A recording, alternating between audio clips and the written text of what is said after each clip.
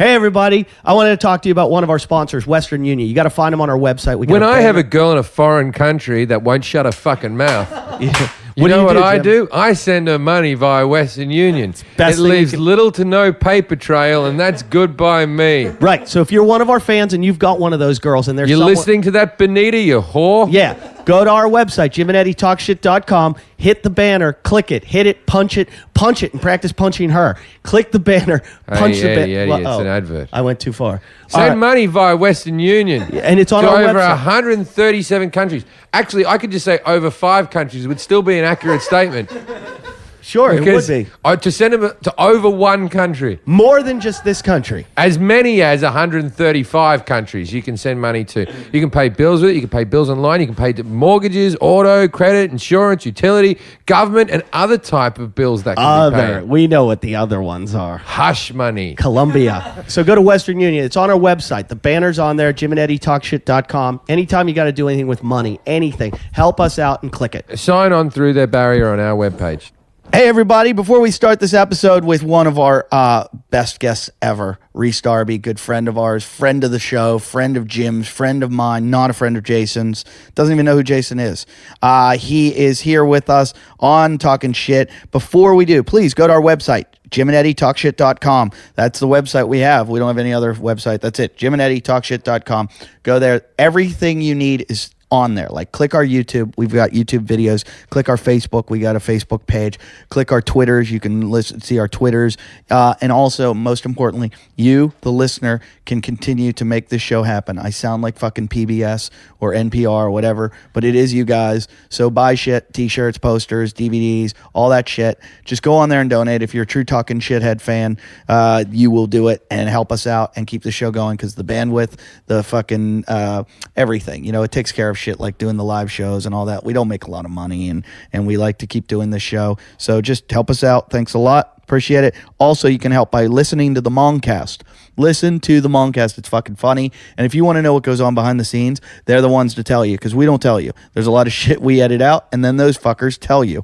So go to the Mongcast on iTunes or on Stitcher or wherever and listen to that. You can also listen to the Wadcast if you like CrossFit, if you're one of those narcissistic people with with body dysmorphia and you're all into yourself, and like I am, you're narcissistic. Yeah, go listen to us talk about CrossFit, or go listen to the Brian McCarthy interview show.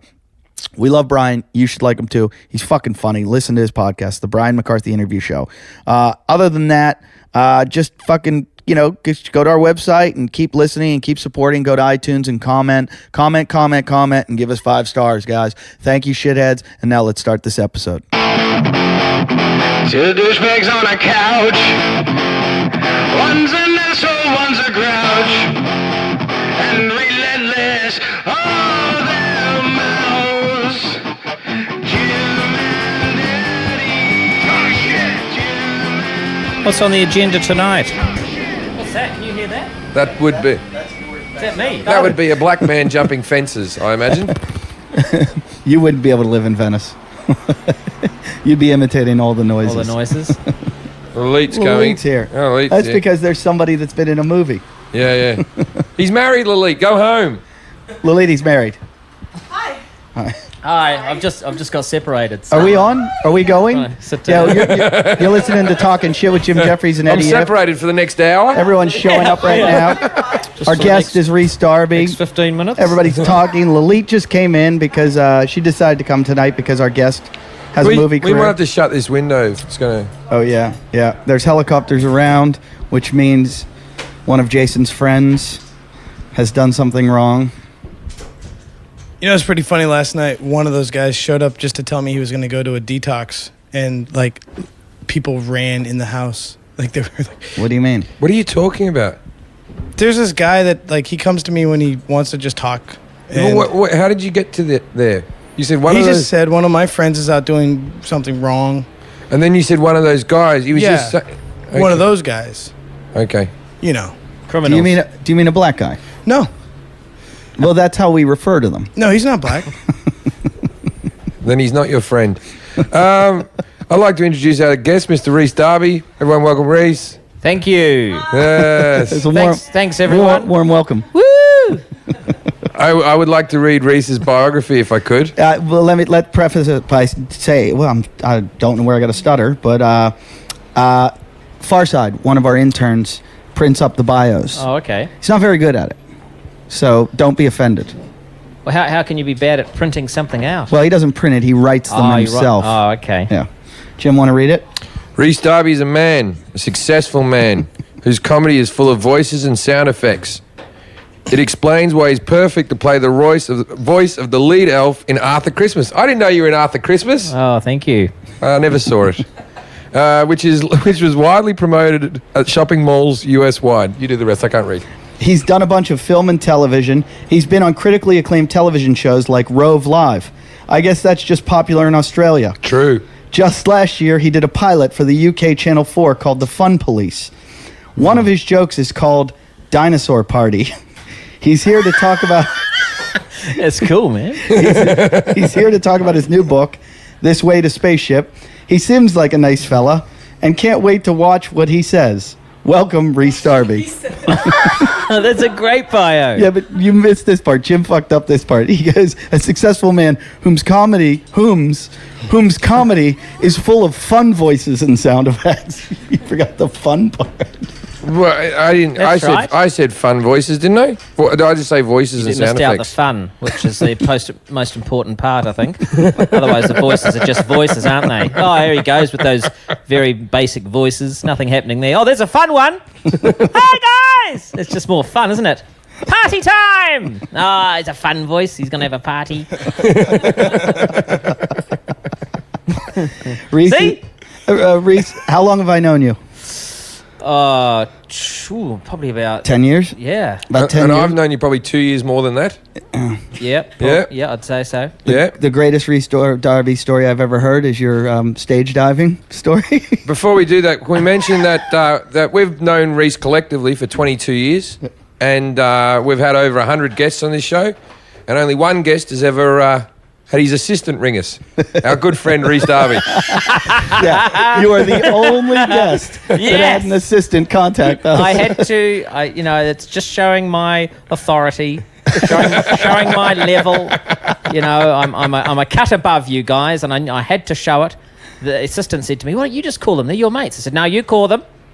Hang on. A blonde girl's walked in that we don't know. Who's that? Well, we've got some friends here. Allison, my friend from Australia, is here, and she just brought her friend Alana from Alana. Ireland. So You're lovely. We have New Zealand. For Ireland, you're the best looking girl from Ireland ever. I was thinking the same thing when she walked in. I was like, she can't be Irish. We have Ireland, Australia, New Zealand, America, and Mexico representing tonight. Wow. Well, not really Mexico, but that's where they came from. And then there's Allison. All right, everybody. So Allison, who works as my tour manager in Australia, is here. And Rhys, yes, your assistant, sent us an email. Oh, you got an email? He didn't even call. Oh, okay. He just emailed. And I don't think he has an assistant. I think that just Rhys has a few emails. That's me posing as my assistant through email. Rhys goes, Tom, Rhys System at yahoo.com. That's it. It's all about prestige, you see. Somebody did that. Sinbad apparently used to do that. Sinbad was his own agent, and he would use a fake name and call him, book himself, and do all his negotiations and everything, and then show up. Jamie Kennedy said something about that he used to do voices as his own manager and ring up places, but then he'd have to ring up after the audition and hear about how terrible he was. And the weird thing is, shouldn't Jamie Kennedy already know that? Yeah. Shouldn't that already be in him? Oh, I'm not very good. Jamie Kennedy is very upset about Punk'd. He feels like Ashton Kutcher stole his show. Yeah, that he stole off Candid Camera. Yeah. From the 1950s. You know what I mean? It's just Candid Camera was the first one. Yeah, but Jamie Kennedy, is that who you're talking about? Yeah. Well, his show was only an experiment anyway, wasn't it? Hey? Boom! Taxi! Call your assistant. Yeah, I've had it with these guys. I've nailed my best job. I got to tell a story. Now, Rhys is married with 2 children, and I was on the radio once. Now, in one of my stand-up specials, there's a story about me going to South Africa and taking cocaine, trying to get cocaine when it was a black guy trying to make me suck his cock. Right? It's a good routine. I fucked it up then. But anyway, so I was on the radio in somewhere, I don't know, I think I was on satellite radio, so I probably went everywhere. And they said, tell us that story. So I told the story, and I said, well, I was in a gay bar with Rhys Darby, right? Oh, here Which we we go. were. We were in South Africa. That was the karaoke place, right? No. It was a gay bar called Broncos. Yeah, but the gay bar we would go on karaoke night. No. This was just a flat-out gay bar. But with Jim, I'm trying to help you. We went there just for karaoke. No. Me and Rhys were on drugs, and so we were at this. You weren't there for music? We were in a gay bar. It was called Broncos. I was interested in cowboys at the time, and I thought there might have been one of those. It was the bucking last Broncos. It was the last bar in Cape Town that stayed open really, really late. Now I think you're lying. And we were there with our friend who passed away, Jason Wood. I remember Jason Wood. Who was gay. Yeah, who was gay. So There we you go. probably So it's all legit. Is he still gay? He's dead. I know, but is he? He would still be. He said he was gay. No. He was. Well, yes, he's gone now. He's gone now. Rest in peace. Yeah, so we all go there, and Rhys and me are wasted on alcohol. I've already blown that. We were on drugs, and so Rhys. Aren't you glad you came, Rhys? Yes. I'm loving it so far. So Rhys was My on kids the. are tuning in, no doubt. Rhys was on the podium doing the robot. And now it's very hard. I once was over at Rhys's house, and his oldest boy turned to me and goes, I reckon I can get Dad to do the robot. Right? Didn't take much. He just said something about robot, and there Rhys was in the corner doing a robot. Anyway, so Rhys is on the stage doing a robot. I'm at the end of the bar. I'm on ecstasy, and some guy, when you love everybody, and this guy goes, do you want to come to the bathroom with me? Now, when you're on ecstasy, you think people are being nice, so I assumed he was offering me a line of Coke, so I said, would I? And I went into the bathroom, and then I went in there, and I turned around, there was a big black guy with his cock hanging out, and that's basically the story. So I come back, I tell the whole story, and then I come back to Rhys, and I'm completely spaced out, and Rhys is on top of this podium, and I go, Rhys, some guy just tried to make me suck his cock in the bathroom. He goes, you think you're doing well? These guys love me, right?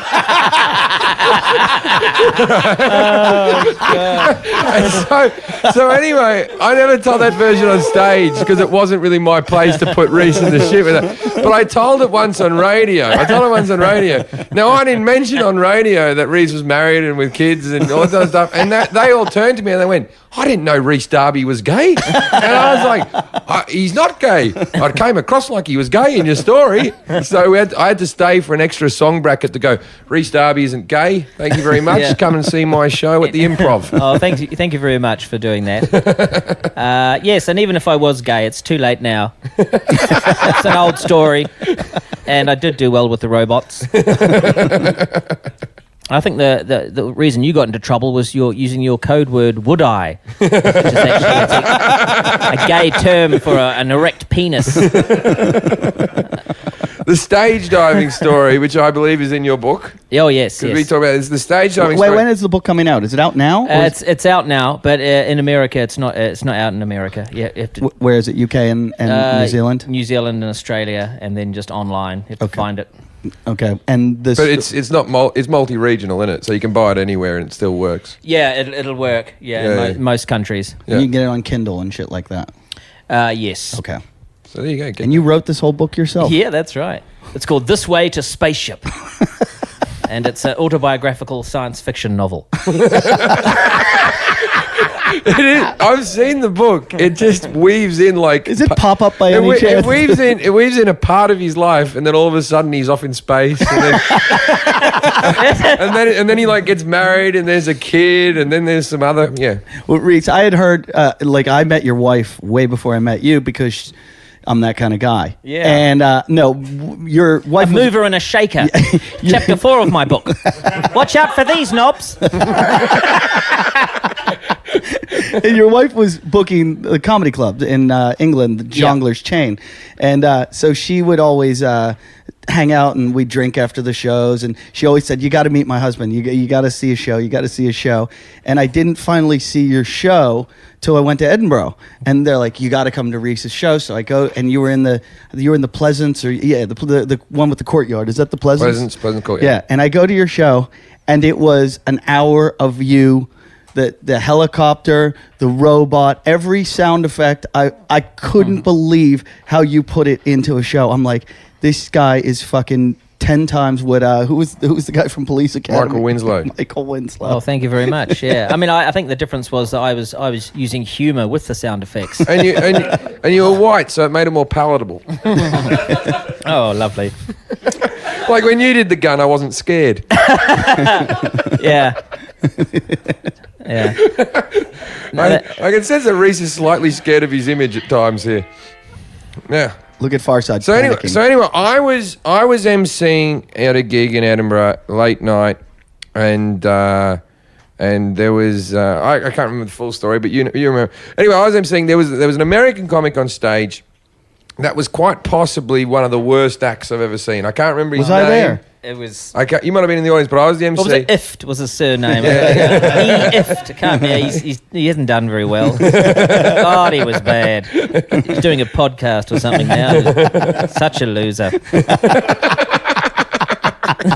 So anyway, this American actor, he was one of those ones that just sort of had that smugness about him, and he was in front of the British crowd. It just wasn't going well, but he was sort of doing that, like, you know when you see like a shit comic who thinks the reason he's doing badly isn't because his joke's shit, is because they're not smart enough for him. Right, yeah. And he was just a bit deadpan. So it was all going reasonably bad. Now, Rhys, I assume you were drunk? Were you drunk? Oh yes, I was. I had a couple of Shandies? couple of quiet ones. Yeah. So Rhys was... Now, there was a balcony that I reckon from the top of the railing to the floor would have been 10 foot. Yeah, absolutely. Yeah, it would have been. Yeah, it would have been easily 10 foot. Oh, probably more actually. Yeah, maybe 12. A bit more. Yeah, probably 12 Yeah, foot. yeah. Yeah. Every year this story gets a foot. No. I can show you the venue when we go to Edinburgh next. Yeah. But probably about 12 foot high. And this guy's dying on stage. So Rhys Darby jumps off this balcony like he's committing suicide and lands flat on his face. Boom! Onto the stage. Looks like he's dead. Yeah. And just lays there dead. And everyone freaks out. The guy sort of just looks, and then Rhys stands up and waves his hands in the air and goes, ah! And runs off. Hey, right? there you go. Now, everyone in the room died laughing, right? But you know when like a child does a joke and all the adults laugh, and then the child goes, I'm going to do it again? This guy was on stage for about 5 more minutes before once again, boom. I did it again. Yeah. And then afterwards, I went back on stage. I was going, Rhys, do it one more time. And you were like, I don't know how wasted you were, but you were going, all right, let's do it again. Let's do it again. And Rosie went, no, Jim, no. Like that. Your wife yelled at me. Yeah. And and she goes, he performs physical comedy, not like you. And I said, some of us have to write jokes, Rosie. And Rhys went, fuck you, Jim. That was it. Yeah, and then I showed him the physical comedy of a fist. And I did the sound effect as well. But the thing is that, it's not for everyone. I did jump, 12 feet and landed in a sort of a tangled mess on the stage. But let's not forget I've had army training. Is that where it came from? Yeah, Because yeah. you landed flat. Like, that was like I also circus shit. knew that the stage was bouncy because we'd been performing on there many times. So I jumped up and down So on it. you saw yourself as a wrestler jumping off the ropes. Absolutely, yeah. Had Brendan Burns tested it for you beforehand? Yeah, I'm sure. Fucking So bouncy stage. I had a couple of drinks, so I got away with it. Well, see, the way I heard the story was it was one of those like stage dives from 12 feet. Where the crowd was like waiting to catch you, but they kind of didn't. Oh, No, no, and so then you went, let's do it again. You're No, far wrong. It was the greatest heckle. Yeah, it that was ever a happened. heckle. It was a physical You didn't heckle. hear that there was a man on stage trying to work. I didn't know that part either. It was just a leap. Was it a leap? What got into your mind that you were like, I'm going to help this guy out? It was so awkward. Like, comics, when they die on stage, you feel so bad for the audience. You feel so bad for him. I was just having intense feelings of badness for everyone. Well, we were fucking standing save at this. the back, and I was going, "Geez, this is shit, so Rhys. bad. This is so shit." And you sort of turned to me and nodded, like, "I'll sort it out." I wanted to save everyone. I wanted to make Here everyone I laugh come to again. save So the I did a suicide leap. And I think his career's over now. That guy. Yeah, I think he killed himself. But I've gone from He strength to strength. He tried to steal your bit, and he broke his neck. Yeah, it's an unfortunate end.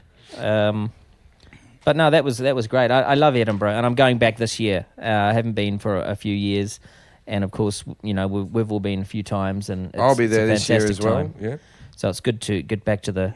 But of course, those sort of glory days are gone in a way. Those days of the drunken haze. Now I am married with children and more responsible, and I'll take my. I somehow doubt it. I guarantee if we called Rosie right now, we could find out you've done something very similar. Well, if there was a place it would be Edinburgh. I would let loose again. There's a lot of pressures on, with the show and people turning up and The reviews. and what people think of you, and I've gone from nothing, not worrying about too much about sort of trying to build my audience and get somewhere, to then turning up now with a huge audience and then having a completely different type of pressure, which is are you worthy of your audience size? Well, I used to get, when I played the sort of up to sort of 200 seat rooms, I used to get 4 and 5 star reviews every year. And then when I played the 1,000 seat room, I got a few 1s. Right, yeah. Because people try to, I got some 5s as well, but Yeah, some people went, that's fuck just- him, that yeah, cunt's done. yeah. So look forward to that, Rhys. No, That'll be a good year for you. I know that, and fuck them, fuck them. Yeah. Yeah, the reviews, I mean, everybody says they don't help or hurt you in any way. They do. Yeah, they do. Oh, they do. They hurt you. I used to get really good reviews in Australia, all my festivals, and then last year I did a show called What Women Don't Want to Hear. Oh. So they sent cross-eyed lesbian, overweight, like feminist, just everything that basically I was talking about in the show to my show the first night. And her review, if you can find it online, I think she wrote for The Age. Helen Razor's her name. That's my ghostwriting name. It's also Helen Razor, the lesbian. How ironic. Yeah, it's also Rhys's manager that wrote to us, our assistant. Anyway, she mentioned that I needed to be deported. Hang on. I think we found it. We found the review. It wasn't hard to find. I think it was the top one. It's the most viewed thing about Eddie. Came up first. Look how handsome you look in your picture. You look very handsome in your picture. It really goes for that handsome look. 1 doesn't it? star. Yeah, 1 star. With all the edge of a blunt dairy knife is the opening line. Wow, that's great. She's a good writer. That was a great metaphor, wasn't it? Eddie If hacks at the remains of culture's most tainted cheese. Now, I want to review this review. Wow. Is it a food review? Is it a comedy review? Keep going. Oh, you want me to get? Yeah. Better funny man abandoned, in inverted commas, the hilarious difference between men and women. What's wrong with that? I do that all the time. I'm still doing it. Yeah, I love it. Because we are different. Yeah, we are different. We're constantly different. Boobs and shit. We weren't just different in the 70s and then just leave it there. We're still different now, and we're going to be different in the future. We use computers different. Yeah, we use computers differently. How about the bathroom? We use modern bathrums If, however, differently. if it's hard to say your name sometimes. Yeah. Can you change it? However, offers an hour of putrid. Putrid. Okay, someone else has to I'll read it. I'll read it. Jeez, it's too painful. Offers an hour of putrid camembert stink.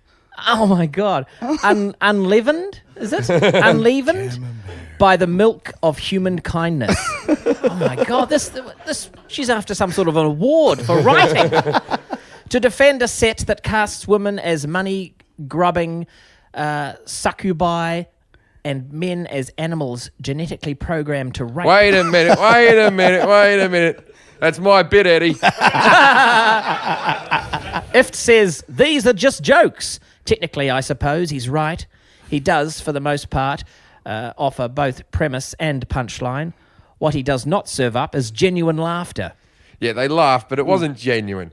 Here, this is my favorite part. The moderately successful, colossally rotten Ift is likely to induce nausea in anyone who actually likes people. Wow, that is amazing. This is great. You should frame it. On behalf of my countrymen. Oh, is she now the Queen? I will notify the quarantine and inspection service about this contaminated import.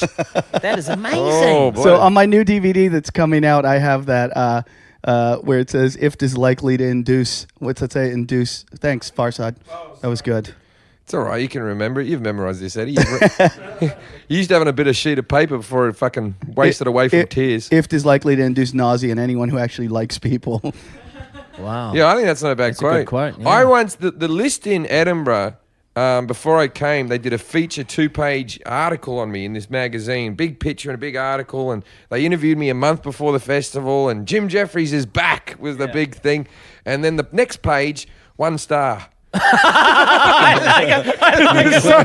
like it when they do that. They do that all the time in newspapers. They did it something recently for what was it? A big film that's come out. Oh, the Adam Sandler one. Yeah. They do the same thing for that in newspapers, like 4 pages of him and interviews and these flash photos, and then the review straight after it.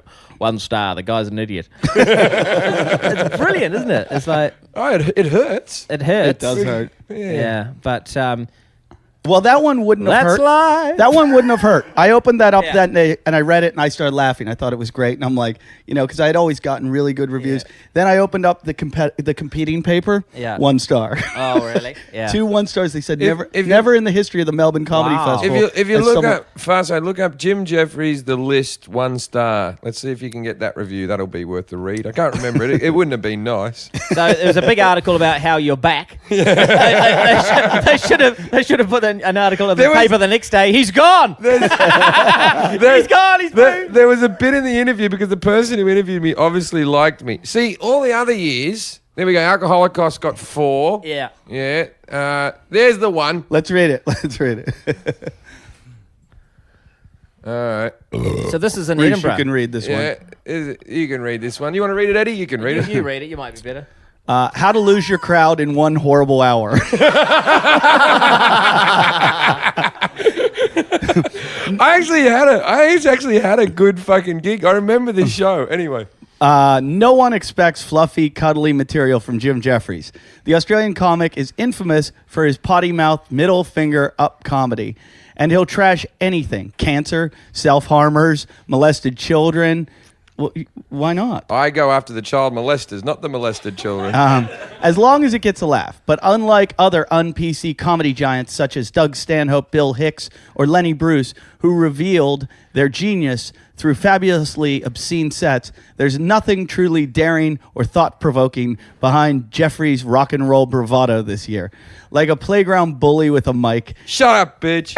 at his worst, he's Bernard Manning. Bernard Manning. He was Bernard. an old fat racist comic from Britain. So at his worst, he's Bernard Manning or Jim Davidson with a down-under accent.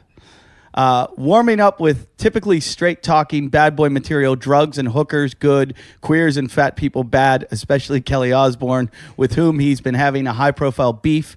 His set then unravels into a desperate taboo-by-numbers tirade, spraying abuse like a scattergun. He tries slagging dwarves, burn victims, and his fat mum to get an increasingly disenchanted crowd back on side, before eventually waking up his old dear at 5 a.m. in Australia. My mum thinks my career's in trouble, he moans into a stranger's mobile. Judging by his performance, she might have a point. But you know what? That same performance got a 5-star in another magazine. It wasn't even just a bad night. Yeah. Because that was the weird thing. I never got under 4 or 5. In the 7 shows I've done, I had all 4s and 5s in that magazine except for that one. And that article that said he's back said he's always gotten a 4 and a 5 out of us. We probably should just give him 5 stars right now. That was like the end. And then the next page? The next page, 1 star. When we did the shame. Cape Town I think Com- that was my best show I'd ever done as well. That was my best lot of material. I really like that show. when we did Cape Town, the Cape Town Comedy Festival, I went the year before you. Like I saw you there that year, but I went the year before also. And there were like 10 of us on that like main show or whatever they call it, the dirt and the nasty show or whatever it was. And the Cape Times wants to review everyone well because they want you coming back and they want to sell a lot of tickets. And they reviewed every comic like really nicely, really well. And then there was a comic, Rich Aronovich, who I don't know why they put him on Was last. he a South African? No, he's an American comic, and he was probably the greenest. He'd probably only been doing comedy like 3 years, and the owner even admitted to me that he booked him because he liked his hair. He's like, he has funny hair, so I brought him in to do the festival. I go, that's probably not a good reason to book a comic. But in the article, everyone got a good review, and then it said, and then. Oh, no. Rich Aronovich, and it said, died, a nail-screeching death, like a heavy metal musician playing with a... It's very with a- hurtful, these comments, aren't they? with like Wow. a professional symphony, a classical symphony. And Rich was a really funny guy, but the review was horrible. But then all the comics took it and highlighted it. And wherever we went, you all hang out as a group and you go to dinner and you go to lunch. Every waitress that came over, we'd be like, here, check this out. Oh, no. I had a bad review on Chortle, and that was my only review when I first started out. I remember going to a comedy club where the guy just put that as my press release, like on the table, like. So that people bad could, review. people could read the bad review before I got up there. Did you ever get a He bad didn't one? read it. He just Did you went, ever get a here's a bad one? review. And they go, On Chortle? Have you gotten... Chortle's been good to me. Yeah, it's pretty sort of average, you know. I mean, nothing. You don't have a nothing 1-star like glowing. us? No 1 star. hey, see if we can get that Pommy Johnson thing. Go to Chortle far side. See if we can get the Pommy Johnson I'm one. going to hear from him. He's going to... It's Next too, time I see him... Oh, what are you going to... forget about it. Fucking. Put it up. I've got under my one. My first review I got under Chortle. The first comment is Brendan Burns wannabe, but will never be. Chortle really is a website For just British comedy. for British comedy. It's for comedy in general, but it's mainly for the British comedians. The worst And- review I've ever seen on Chortle was Sarah Silverman's. Oh, yeah. When Oh, but yeah, she They came... crucified She her. came out and did 40 minutes, like when they were expecting a 2-hour gig from her, and they paid £50 a ticket. First and time stuff. over there, too. Surely she had, enough gear to put on a show. He's your mate. He hates me. I think he likes me. All right, blow it up. We'll read it. I don't think it's that bad. But we're reading all our bad reviews, so Pommy, we're grouping you in. Yeah, we're just reading bad reviews. Rhys hasn't had one, evidently. Yeah. But he No. has an assistant. I've had many, but the assistants got rid of them. I'm quite powerful. A friendly, blokey Australian, Pommy Johnson, is little more than your standard mainstream act for the jonglers corporate circuit. He knows how to work an audience for sure, and that's a skill that's always going to be in demand. But while he's sure to get laughs, he does so with some of the broadest material around. He serves up gags and attitudes the mob expect, an approach that will disappoint anyone hoping for comedy that offers distinctive material from an individual point of view.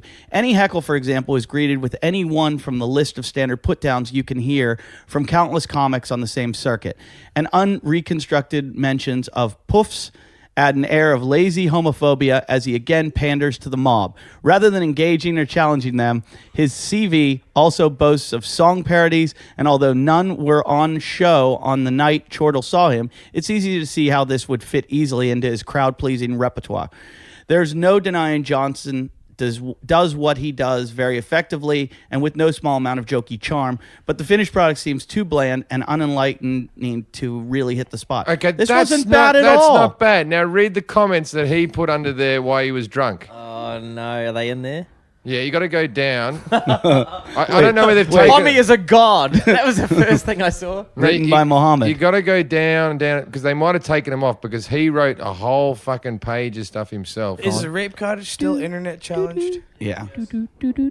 Maybe you could buy it. Johnson, waiting for the reviews. Pommy Johnson. That would be a nice gift from you, Jason. I just get internet from Here we the go. Here we go. store. Now start at page 3. Start at page 3. Okay, Like you can tell blow it up, blow it up. Because what happens is they don't put the reviews. He doesn't put the comments on. He checks the comments. So Pommy just thought that he was ignoring him for the first few. Oh, okay. Okay, so here they are. Here's the first one.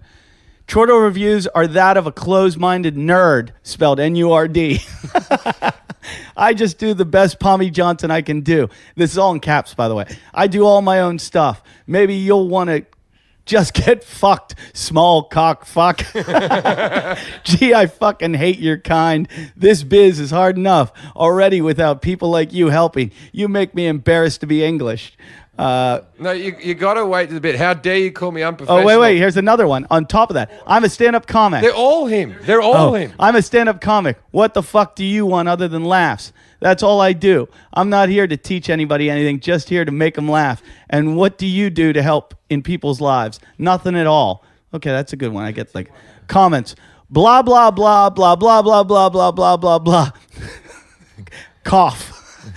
Do you get the point, fuck knuckle? Chortle's crap and it smells like small puppy dog doos. Hee hee hee hee hee hee hee. Oh, by the way, get fucked, Chortle. Now go to the next page. The best one's coming up. Please find a crowd. I've not. Oh, okay. Go to the next one. There's something that happens. All right. Which one? Wait, this one's good. All the gay people I know as friends wouldn't be very upset that you called me homophobic. Oh, you want to date me and I'm straight? That's what it is. You're heterophobic, aren't you, Steve? Dear Chortle, I bet you're the type that thought Bill and Ben were homosexual, or that Tom and Jerry were cruel to cats, or that Bugs Bunny incites violence in kids. Killjoy. Sometimes a book cover isn't the book being read. Oh, yeah. Get fucked. The only thing, this is the next one. The only thing I've got against gay blokes is that their cocks taste funny. I can't. There was one that used to go like this. He used to go, and how dare you call me unprofessional? I'll have you know I was drunk at that gig. Oh, man. Yeah. It's weird because websites like this, only the comedians read them, and we're obsessed with our own reviews. No one else gives a fuck. No one reads them. I haven't been reviewed on this forever. If you go to mine, there's plenty of people who are slagging me off. But we're all going to get reviewed now. Well, just go to the show must have J. been Just reviewed, figure out right? the J section. Do they review podcasts? No one knows about them yet. Only podcast folk. Yeah. Only podcast people talk about podcasts. Oh, really? Yeah. Oh, that's why you guys are doing it. Yeah. Yeah. We're in the ground floor. That's good. It's like a new thing. It's not going anywhere, though. What, podcasting? Yeah. No. Yeah, but they normally turn into a show or something. It's like cable access TV. What about that Nerdist guy? Go to comments. His Go to one. comments. He Go to must be comments. Go down to comments. Comments. All right. Comments. If you're gay or a humorous... No, not the next one. Read a bad one. Just trying to find one. Yeah, they're all pretty good, really. Oh, yeah, everyone's... very, very funny. Geez, people are pretty complimentary. Blah, blah, blah. Oh, well, I haven't read it for a while. There used to be a lot of bad ones. Let's check Eddie's out. La-di-doo-da, la-di-doo-da, dee-doo-doo-doo-doo. So anyway, my career's going really well, and We're not here to advertise you, Rhys. what are we doing? Reading your old fucking reviews? We're mooching off. What a shit show. We're mooching off your fame. Okay. What movie are you in? Get some advice off me or something. What's your best movie? Name me your best film. What one did you like the most? The most fun was Pirate Radio. I love that one. Yeah. Don't rock The the, boat boat. that- the boat that rocks. Yeah, I love that. You were very funny in that too. Thank There you. we go. We found Yeah, because one. I liked you. Your favorite band was the. Eddie's only got one review. The This Seekers. guy's talentless panty waste. That's a good review though. Good review. Anyways. I like that Chortle review. Not the Carpenters. The Seekers. Seekers. Yeah. He liked the Seekers in the. I like the movie. Seekers joke where he goes, "That was two Seekers. That was double Seekers." That was my favorite line in the whole film. But you think that was better film than Yes Man? What was your worst film?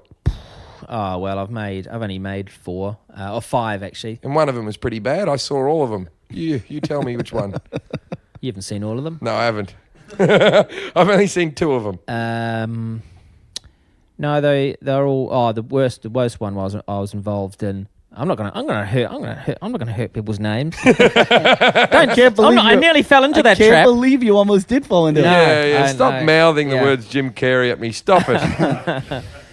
No, that was a pleasure. Do you hang out with Jim? Are you guys buddies? Oh, no, not since the film. No. Oh, okay. No, I have phoned him many times, but the answer phone. Yeah. Hi, Rhys. I know you're calling me. Do you ever say, "Hey, Rhys, why don't you hang out with that autistic kid? He feels lonely." No, I fucked that up. Do it again. We'll Jim edit it. Carrey hang out with the autistic kid. Because, haven't you heard about this? Because Jenny McCarthy's angry. She thought that She's angry because he's immunizations- not hanging out with the kid anymore. Oh, really? Yeah, because he's broken up with her. And there was a news story where she went out on Howard Stern. She got very angry because Jim Carrey doesn't hang out with the autistic kid. And it's his kid. No, it's not his kid. He was just dating her for a few years, and the kid became very attached to him. If it was his kid, it's one thing, but if it's not his kid, Well, she's come out looking bad after that. I think also, but She also does look I'm bad. of the opinion if you can't touch the titties, I don't play with a kid. that's a good. I That's agree. one of your poems, is it? You can't touch the kitties. No, what? How does it go? I got that wrong. If you can't touch the titties, I ain't touching your kitties. No, that's wrong as well. You don't. Yeah, it was a poem, and you made it into a song. Edit. Poems Edit. are songs, aren't they? Edit. Today, one of our fans, I don't know who he is, Costi Marco, sent us, and it just said, found it on Reddit. What's this thing, Reddit? R-E-D, you're the expert. Anyway, the title of it is, Andy Dick just walked into some dude's house. And there's like 800 and some posts on this website. And I would say 200 of them at least are people telling stories about Andy Dick randomly walking into their house in the middle of a party and just partying with them and the shit that happens. Well, you know what I like about Andy Dick? I like the fact that he has 4 kids and he still gets away with doing that. It gives you hope for later on in life. That you can still party it up. You don't have to stop and ever get responsible. I mean, this He lives in a shed behind his ex-wife's house. Oh, okay. and his So son. things don't end out great. His son. But you can still have a good time. His son lives in a trailer on the property. So Andy lives in the shed, and the son lives in a Because trailer. I don't know how that works, because he obviously fucking owns the house, right? Like, he made a lot of movies. He's been in 30-something movies. He's got his own TV. He obviously owns the house. And she's kicked him out of the house, so he's gone, I'll just live in the shed in the back, right? And, like, put your foot down. Kick her into the shed. No, there's 2,674 comments. And I would say I couldn't stop reading this today because every story is different. It's not like people are making them up either. They're like, oh, and then he was in the bathroom and he was telling my friend he's not gay, but then this and then weirdly, while I'm reading it, I get a text and it comes through Andy Dick and I'm like, oh, fuck, he knows I'm reading about him. And it just said, lost my phone, just got it back. Because we asked him to go to Vegas with us. Oh, right. And he never answered. So I just get this comment. Lost my phone, just got it back. Which, how many phones do you think Andy Dick's lost? Just in his body alone, I'm going to say 4. We have to get Andy back. But after reading these stories, I'm scared. How I feel about Andy is this. I hope one day he gives up everything for good. Because he gives up every couple of months. He's been to rehab like 11 times. And that's a lot. Wow. Does he take drugs? Does he? I'm not familiar with his work. Nobody knows what Andy Okay. does. Well, I It's guess- just, yeah. he's Dr. Jekyll, Mr. Hyde. 1 minute Wow. he's... I think he's like the nicest guy in the world. He is probably the nicest guy you'll ever meet. And well, but here's the thing: if you're gonna be with Andy, if he starts partying, the best thing to do is party with him. Yeah. Just go with him. And then just slip out quietly? No, you won't be able to No, slip no, away. oh, You're really? locked in. Bring You're your locked in passport. yeah. Wow. Yeah. Call your lawyer and tell him Okay. what's going to happen. Jason, you've been very quiet today. Hi, Jim. How you doing? Are you starstruck?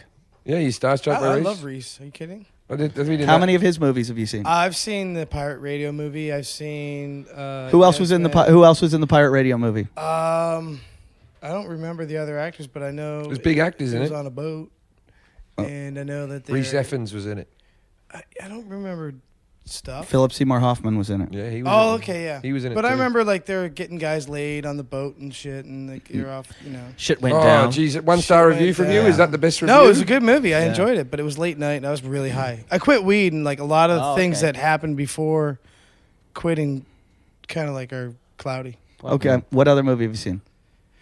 Well, I'm a Flight fan, so How many I episodes? think I've seen at least 2 seasons. Is that what of people it. call it? Flight? Yeah. I haven't heard that very often. Yeah. Arj called it FOTC today. Do you call it that? Well, cool kids call it F of the C. F of the C. I used to listen to the Fly the Conchords radio show before it was even a TV show on the BBC in England. Oh, there you go.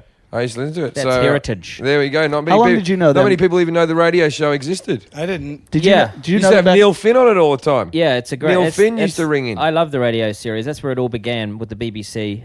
Did you know them back in New Zealand at all? Yeah, I knew of them. They were in Wellington, though. I was Auckland. Okay. So we're different cities. We sort of saw each other a couple of times in festivals, but it was really Edinburgh where we all got together and helped each other out. Is when you did comedy you didn't start in the UK, you started in New Zealand? Yeah, I started in New Zealand. Was that right after the military? It was. I can never picture you in the military. Do you know? Straight He said after. that he was a Morse code expert. That's right.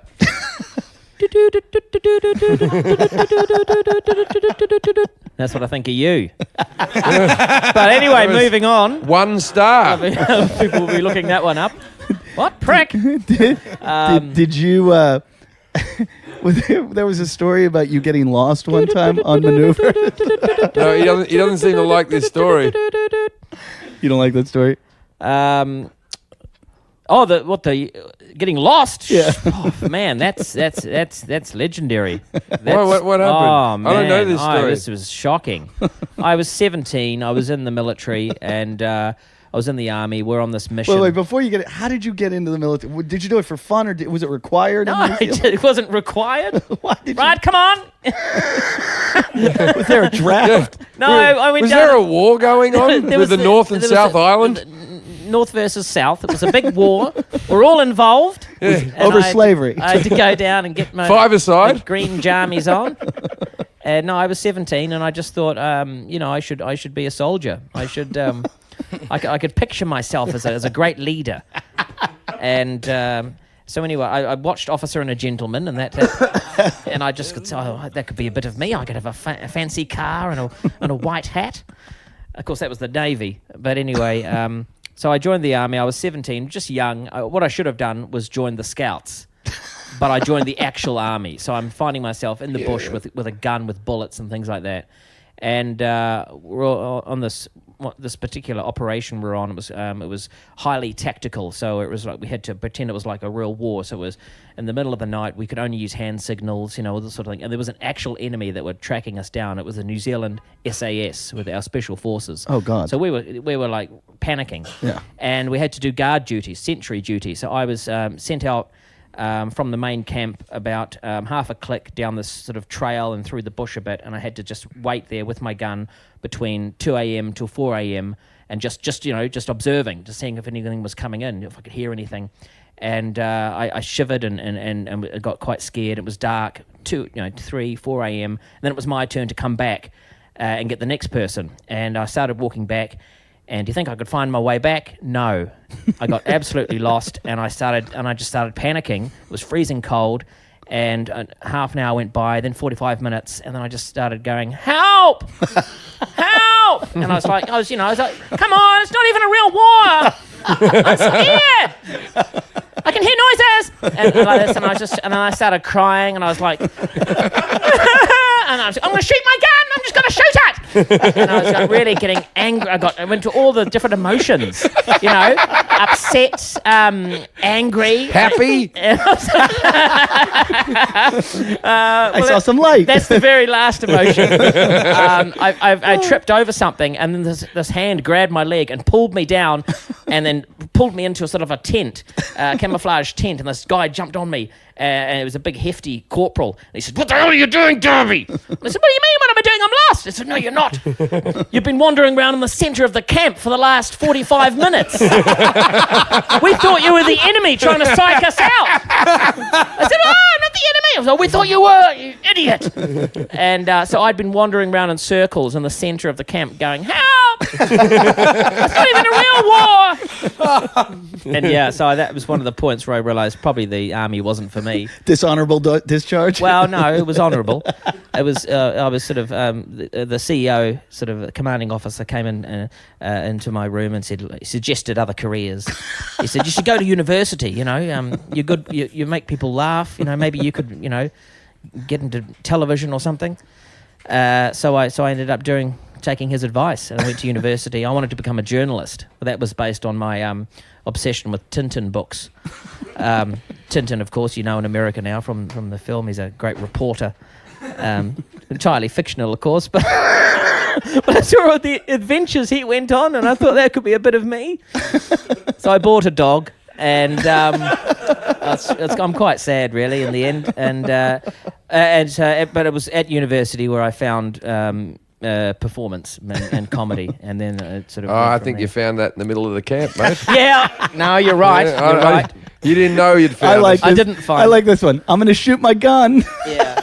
Because that's what I would have done. Oh, real angry. Because I fucking... knew if I'd fired the weapon, which is one thing you can't do in the army, because Right. you know if you fire the weapon, you get in big trouble. Wait. But do you have a loaded weapon? Oh yeah. That's fucked. Why did you have a loaded weapon if you were hunting each other? What's the point of loading the fucking thing? No, that would have been loaded with blanks. Oh, okay. Oh, yeah. okay. So, but you can still kill someone with a blank. Was there? Oh, right. Why? Well, then why even have the blanks? Well, they're so expensive. Well, we weren't allowed to fire anything unless we were told, you know, because the New Zealand Army only had like 10 bullets. And 10, yeah. And this is another true story. When we didn't always have blanks in our guns, we used to run around and we had to say bullets.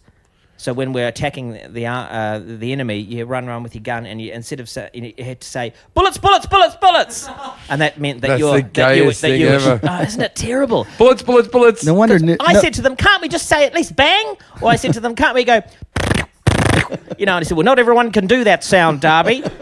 Well, what about just bang? Like bang, bang, bang. I said, no, you sound like a kid doing that. So bullets is better, is it? bullets, bullets, bullets, bullets. And then when the enemy were doing that to me once, I heard this guy come through and yelling bullets at me. I went up and went, shield, shield, shield. Of course, I didn't have a shield. I would have loved you to gone to a real war. Oh, yeah. Well, I would have loved to have gone as well back in those days. But Would have you? Oh, yeah. That was one of the reasons I joined up. When New Zealand never went to Iraq or Afghanistan, did they? We went to the first... Gulf War. Yeah, the very first one. Sent a boat? Before it was unpopular. Australia sent about 2 or 3 boats. You would have sent a boat? No, we just sent sort of medical and engineering staff. Yeah. A canoe. And I think our SAS... With needles, bandage. Our SAS, though, are involved in everything. Yeah, they're pretty badass, aren't they? Quite secret. Yeah. I watched Act of Valor last night. Have you seen this film? Oh, I've seen his act. Rhys is in it. He opened for me once. It's a movie that they used real Navy SEALs, real ones. Oh, wow. This is act a new film, right? Yeah. Yeah. How And was it? I was like, why would they use, like, these guys are supposed to be, they blur their faces all the time. They never Yeah. mention, they won't even tell which one of them got Osama bin Laden. Why are they doing a Hollywood film?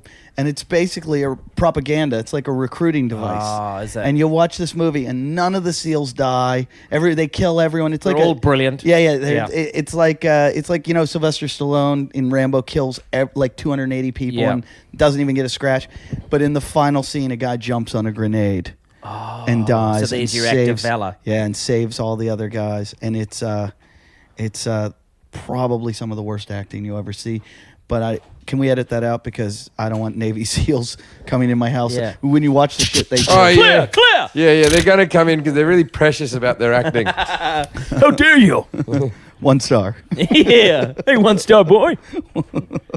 You want to be on the next film? It seems like a bit of a propaganda film to me. That's what I just said. It totally is a problem. Yeah. Because I looked into it. I think the Navy kind of with Hollywood made the film. That must be the case. It's creepy. It's creepy. You feel like you're It's watching. the same as I felt when I watched Funny People.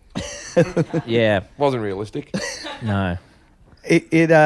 But it makes you feel like you'd want to be a Navy. It recruits you. I see how you went into the military. You're like, that'd be fun. I want to drive a boat that pulls up and then a helicopter picks it up into the sky. And Yeah, it's all that boys' toy stuff. I Yeah, mean, Well, my you know. nephew said he wanted to be in the army to me the other day, and he's 11 years old, and I was like, you don't want to do that. No, you get he's getting killed. good marks at school. I'm like, what do you want to do that for? Well, there's the adventure element to it. There's a bit of fun. Yeah, there's yeah. the camaraderie. You know, there's the Paintball. gadgets. Paintball's fun. Yeah. Oh, but it's a bit Go-karting? geeky, isn't it? Paintball. Oh, You rather do the real thing? Jim and I take it seriously. It's a bit geeky. Do the fucking robot, Rhys. like you're telling us it's geeky to fucking. Well, tides have turned now. See, You things said like, geeky. Things like that. You are said geeky. geeky, and you're wearing a calculator watch. Yeah, it's not just a calculator watch; it's a wrist remote. I can. Can you change the I channel can on your push TV? buttons on this. I've got channel changing capabilities, volume up and down, and various other things. I you have a watch? I went to Rhys's house. I went to Rhys's house on his birthday. And what did you get for your birthday, Rhys? What did your family buy you? I got a Bigfoot. Out of the Sky Mall magazine. Yeah, sculpture. You mean the monster truck? No. No. Oh, Sasquatch. Sasquatch. A All right. big ceramic Bigfoot. And now I've got a bit of a backyard that has a lot of hidden trees and stuff. And I'm jealous of your Bigfoot. I'm thinking to get one to hide behind trees. You know where mine is? Back in New Zealand in the bush, hiding behind a tree. Yeah. Really? I bring people onto my property. I say, have a look around the garden, guys. See if you can see anything there. You won't think I nicked it if I put a Bigfoot in my backyard? Or you Did you take guys- it? No, you get one. Did you guys ever see the TV show Buzzkill? No. There was a show on MTV before. I'm going to prom. get the zombie that comes out of the ground. Oh, that's a good one. There for was a you. show called Buzzkill, and it was just like a candid camera show, but it was these dudes who would pull off pranks and stuff. And one time they were in Oregon, and they were doing a tour through the woods. And the one guy from the show is the tour guide, and he's walking everyone through the woods. And one of the people in the tour was also on the show, but he's just acting like he's a person on the tour. And they're walking through the woods, and all of a sudden, Sasquatch comes out of the trees and just starts screaming and chasing everybody. And the guy that's on the show picks up a log and starts beating him to death. Oh, no. And the guy that's leading the tour goes, "What are you doing? That's my friend. It's a joke." Oh, And he beats him to death. And like he's just beating him and clubbing him. He's like, "Stop." And so they take the mask off of him, like take the helmet off. And they're like, "It's a fake. We just do this to scare everybody." So then they have to carry him back. So they're all carrying him. They pick the guy up and they're carrying the Sasquatch guy through the woods. Wow. And then a really realistic Sasquatch comes out of the woods. Oh, wow. And the two guys that are carrying him now are on the show too. So they're all like embedded in the group of tourists. They drop the fake Sasquatch and run. no. And then everybody freaks out and runs. But it was one of the best. So like- wait, you're saying there's a real Sasquatch? yeah, no, it wasn't a real, but it was a better looking Sasquatch. Wow. The one was That's very that's a fake good looking, and joke. they beat the shit out of him. As always, when we have a great guest that can stick around, this is an important one, Rhys Darby, but he's going to stick around to do a second episode with us, which we're very thankful for. So we're going to continue this one. If you want to hear more with Rhys Darby, we get into some good shit. Please. Come back and listen to the next one with Rhys Darby. And also come check us out. Jim and I have some shows. So July 6th, 8th, Jim will be at the Fort Lauderdale Improv. July 14th, he's taping his new DVD at the Novellas Theater in San Francisco. Tickets are on sale for that. There's 2 shows. July 24th to 26th, he'll be at the Just for Laughs Festival. Eddie, will be at the Improv. No, it's the Funny Bone in Richmond, Virginia, July 5th through 8th. July 26th to 29th, I'll be back in my hometown of Pittsburgh, Pennsylvania, doing a bunch of shows at the Improv. And August 2nd to 4th, I'll be back at the Underground, one of my favorite clubs in the world, where I like to get on stage afterwards really drunk and sing Whitney Houston songs when she's dying. And I'll also be in Australia. I've got an Australian tour end of August. And so to announce or to tour my new DVD called I Love Pussy. That's the name of my DVD. So look for that in Australia. That'll be released end of August. And just get back and listen to the second part with Rhys Darby.